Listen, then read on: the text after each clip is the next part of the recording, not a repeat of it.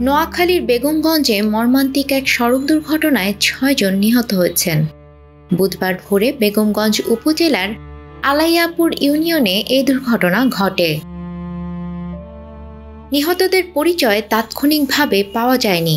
তারা সবাই ওমান প্রবাসী এক ব্যক্তিকে আনতে ঢাকায় গিয়েছিলেন। বান্ডেল থাকলে প্রতি সেনমানিতে টাকা বাঁচবে। বিকাশ সেনমানি বান্ডেল কিনে জিতুন প্রতি লেনদেনে। ঢাকা থেকে ফেরার পথে এ দুর্ঘটনা ঘটে।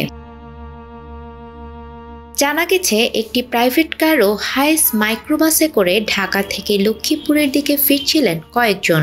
পথে মাইক্রোবাসটি নিয়ন্ত্রণ হারিয়ে খালে পড়ে যায়। এতে ঘটনাস্থলেই ৬ জন নিহত হন।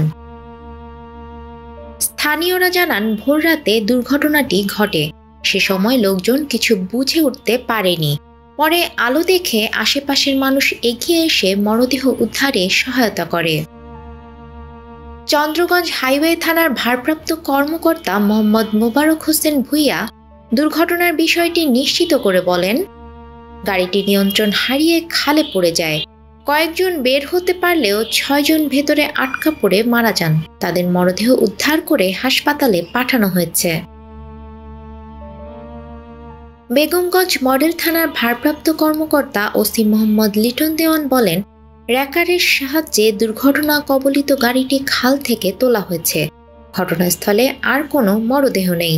ওমান প্রবাসী বেঁচে আছেন। নিহতদের পরিচয় শনাক্তে কাজ করছে হাইওয়ে পুলিশ। নিউজ ডেস্ক, আমাদের সময়।